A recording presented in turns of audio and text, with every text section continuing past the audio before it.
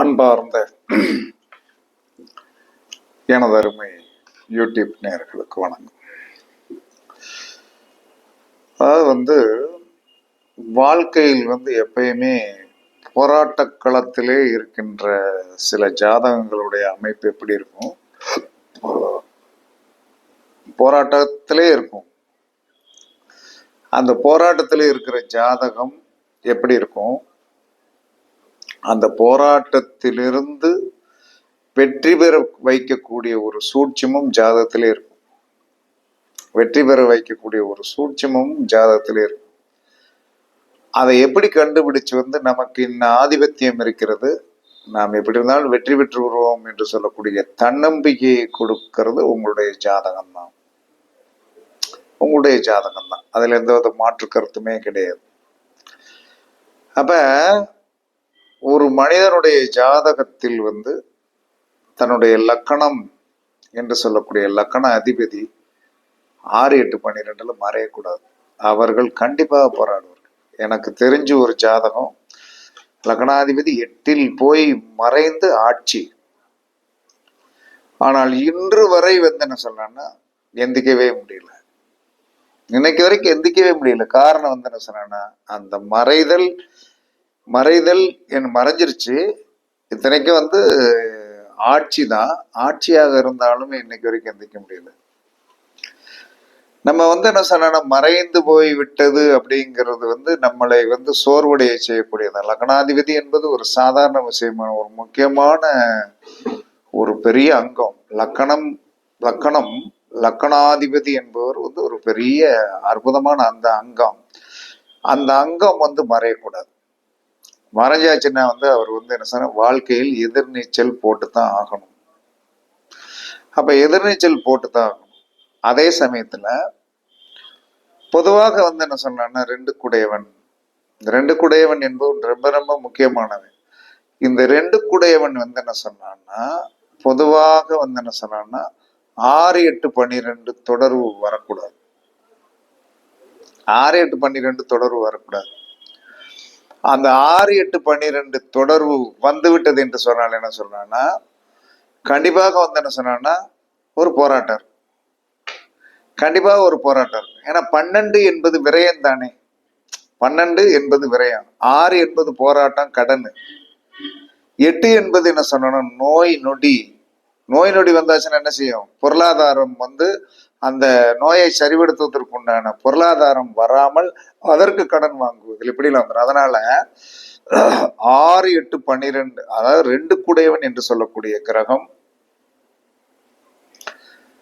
6, 8, 12 குடையவனுடைய நட்சத்திரத்துல கூட உட்காரக்கூடாது.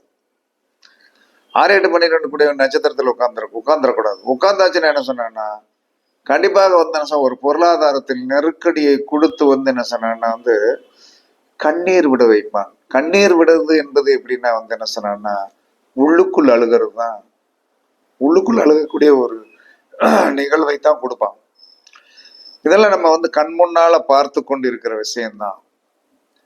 அப்ப இதற்கு எல்லாம் என்ன சொல்றான்னா லக்னாதிபதி 6, 8, 12 மறையக்கூடாது. 2 குடையவன் என்ன சொன்னா 6, 8, 12 குடையவன் சாரம் வாங்கக்கூடாது.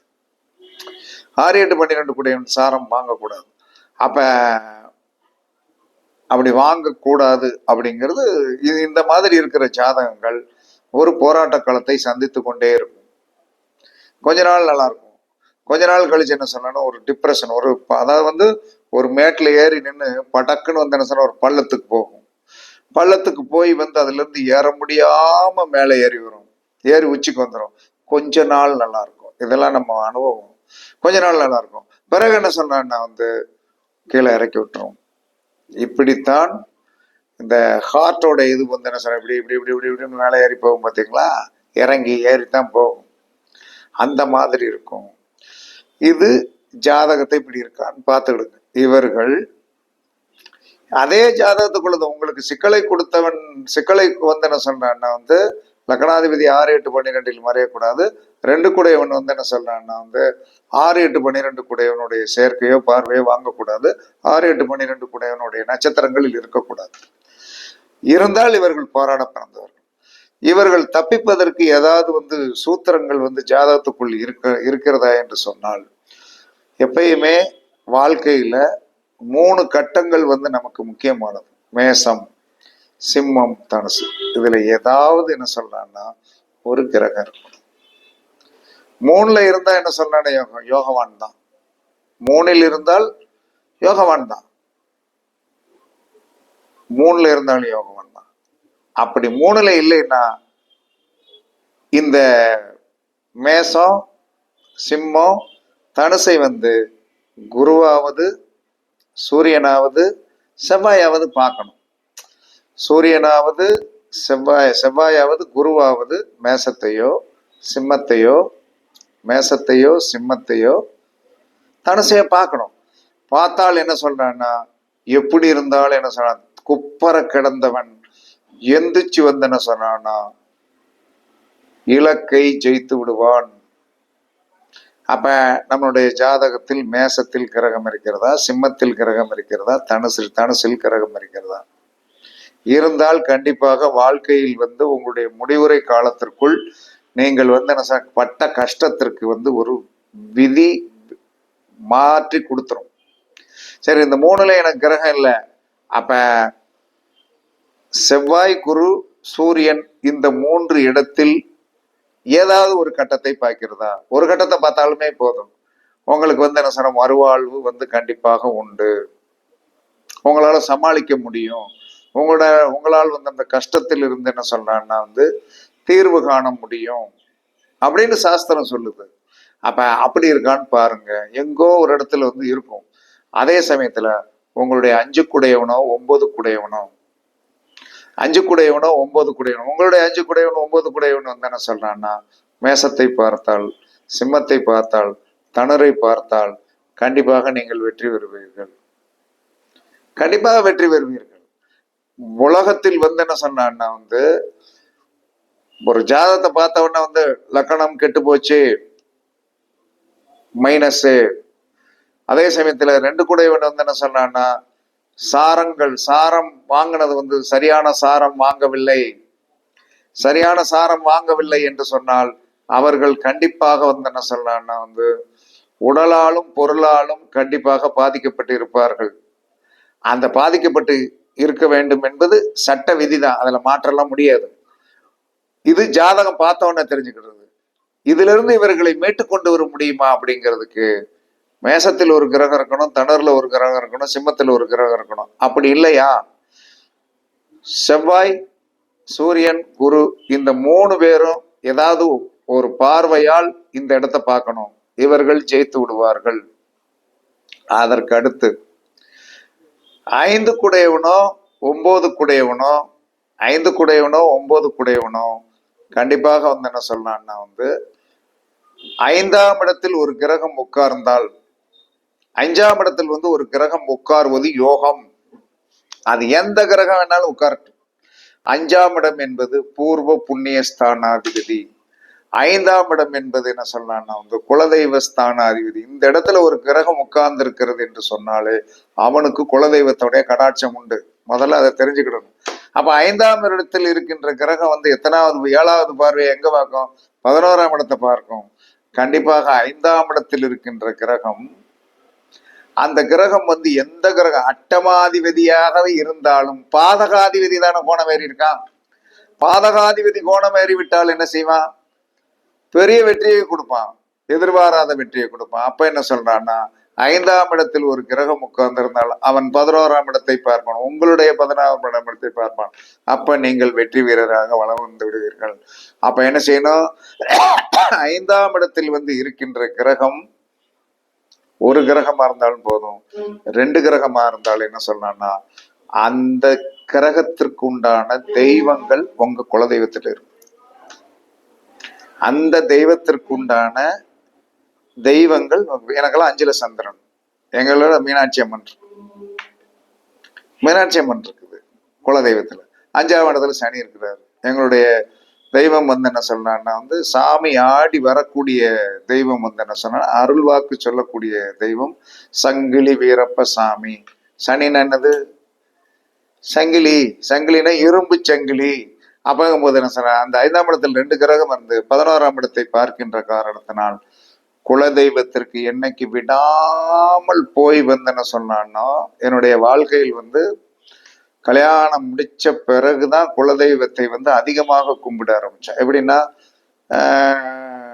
கணவன் மனைவி போய் வந்தேன்னு சொன்னான்னா வந்து குலதெய்வம் கோயிலில் வந்து அந்த சிவராத்திரிக்கு எல்லாம் போய் ரெகுலரா போய், அதற்கு அடுத்து அந்த டிரான்ஸ்ஃபர் கிடைச்ச பிறகு வந்து என்ன சொல்லலாம்னா வந்து மாதம் குலதெய்வத்தை போய் பார்த்து ரெகுலரா இப்ப வந்து பண்ண என்ன சொல்றான்னா, 5ஆம் இடத்தில் இருக்கின்ற அந்த கிரகம் 11ஆம் இடத்தை பார்த்த காரணத்தினால் ஒரு பிரச்சனை வந்தால் அதை தீர்க்கக்கூடிய சக்தி வந்து அந்த குலதெய்வத்தின் மூலமாக கிடைச்சிடும். அப்ப 5ஆம் இடத்தில் ஒரு கிரகம் இருப்பதற்கு நாம் புண்ணியம் பண்ணியிருக்கணும். 5ஆம் இடத்தில் வந்து ஒரு கிரகம் இருப்பதற்கு நாம் புண்ணியம் பண்ணியிருக்கணும். அப்படின்னா உங்ககிட்ட வந்து கண்டிப்பாக வந்து உங்க முன்னோர்கள் வந்து உங்களுக்கு நல்லது செஞ்சுட்டு போயிருக்காங்கன்னு அர்த்தம். 9ஆம் இடத்தில் ஒரு கிரகம் இருக்கணும். உங்க முன்னோர்கள் கண்டிப்பாக நல்லது செஞ்சுட்டு போயிருக்காங்கன்னு அர்த்தம். அப்ப 5ஆம் இடத்தில்னாலும் ஒரு கிரகம் இருக்கணும், 9ஆம் இடத்தில்னாலும் ஒரு கிரகம் இருக்கணும். கண்டிப்பாக அந்த குழந்தைகளுடைய ஜாதகம் வந்து என்ன சொன்னா பளிச்சுன்னு வந்து முன்னேறிடும். பளிச்சுன்னு முன்னேறிடும். 100% வந்துடும். எந்த குழந்தையுடைய ஜாதகத்துல பாருங்க, யார் ஜாதகத்துல பாருங்க, 5ஆம் இடத்தில் ஒரு கிரகம் இருக்கிறதா? இல்ல. 9ஆம் இடத்துல ஒரு கிரகம் இருக்கிறதா? 2ல இல்லைன்னா தான் வந்து என்ன சொல்றான்னா கொஞ்சம் அனுகிரகத்தில் வந்து கம்மியான அனுகிரகம் அப்படின்னு நம்ம சொல்லணும். 5ஆம் இடத்தில் கிரகம் இருக்கிறதா? சக்சஸ். ஏன்னா 11ஆம் இடத்தை பார்த்துருவோம். 9ஆம் இடத்தில் இருக்கின்ற கிரகம் என்ன செய்யும்? 9ஆம் இடத்தில் இருக்கிற கிரகம் உங்களுடைய லக்கணத்துக்கு 3ஆம் இடத்தை பார்க்கும். 9ஆம் இடத்துல இருக்கிற கிரகம் உங்களுடைய லக்கணத்துக்கு 3ஆம் இடத்துல இருக்கும். அந்த கிரகத்தை பிடிச்ச முயற்சியை வந்து சக்சஸ் பண்ணி விட்டுரும். முயற்சியை 3ஆம் இடத்துல இருக்கிற 9ஆம் இடத்துல இருக்கிற கிரகத்தை நீங்க பிடிச்சீங்கன்னா உங்களுடைய முயற்சி வெற்றி பெற்று விடும். ஏன்னா 9ஆம் இடத்துல இருந்து அவர் 3வது பார்வையை 7வது பார்வையா 9ஆம் இடத்தை பார்த்துருவாரு. 5ஆம் இடத்துல இருக்கின்ற கிரகம் 11வது 7வது பார்வையா 11ஆம் இடத்தை பார்த்துருவாரு. அப்ப 3ம் 11 என்னது? முயற்சியால் பெரு வெற்றி. அப்படி ஜோதகத்தை எடுக்கணும். சும்மா பார்த்தவொன்னே என்ன சார் லக்கணாதிபதி 8ல போய் மறைஞ்சிட்டாரு, தனஸ்தானாதிபதி சரியில்ல, நல்லா இருக்க மாட்டேன்னு சொல்லக்கூடாது. ஒரு ஜோதிடம் பார்க்க வர்றவங்க கிட்ட அவர்களுக்கு உள்ளே இருக்கின்ற இந்த அமிர்தங்களை நம்ம எடுத்து சொல்லணும். எடுத்து சொல்லி 5ஆம் இடத்துல இந்த கிரகம் இருக்கியா, போய் வந்து குலதெய்வத்தை நல்லா வழிவிடு. 9ஆம் இடத்துல இந்த கிரகம் இருக்குதுயா, உன் அபிலாசைகள் ஃபுல்லாவே தீர்ந்துருமியா. 9ஆம் இடத்தில் ஒரு கிரகம் இருந்து அது 3ஆம் இடத்தில் பார்க்கும்போது உன்னுடைய முயற்சி அனைத்தும் வெற்றி பெற்றுவிடும். அதை யாராலும் மாற்றவே முடியாது. அதே சமயத்தில் மேசம் சிம்மம் தனுசில் ஒரு கிரகம் இருந்தால் நீ வெற்றி பெற்று விடுவாய். மேசம் சிம்மத்தை ஒரு கிரகம் பார்த்து விட்டால் நீ வெற்றி பெற்று விடுவாய். 5 குடையவன் வந்து 5 குடையவனும் 9 குடையவனும் மேசத்திலோ சிம்மத்திலேயோ தனுசிலேயோ நின்று விட்டால் நீ வெற்றி பெற்று விடுவாய் என்று நான் வந்து என்ன சொன்னா அவர்களுக்கு வந்து என்ன சொன்னா கடவுள் மாதிரி இருந்த அறிவுரை சொல்ல வேண்டும்.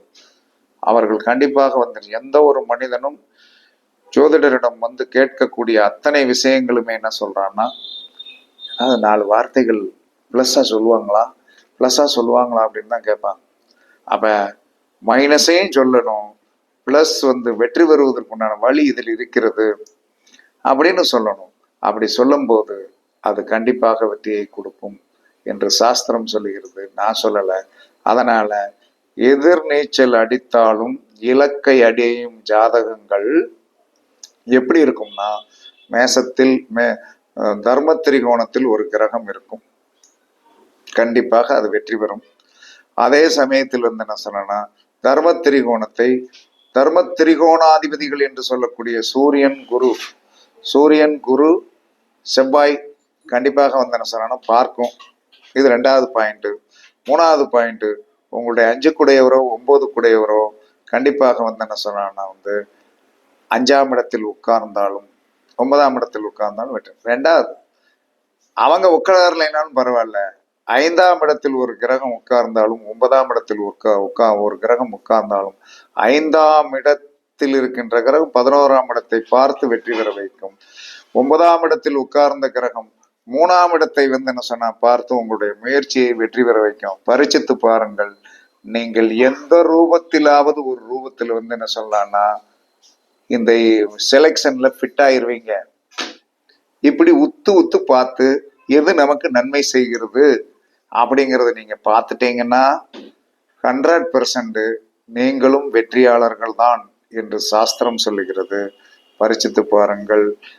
இலக்கை அடைவதற்கு உங்களுடைய ஜாதகத்திலே பெரிய வெற்றி இருக்கிறது என்று கூறி உங்களிடமிருந்து விடைபெறுவது சிப்பிப்பாறை ஜோதிடர் சாதி ராகவன் ஜெயபாலாஜி.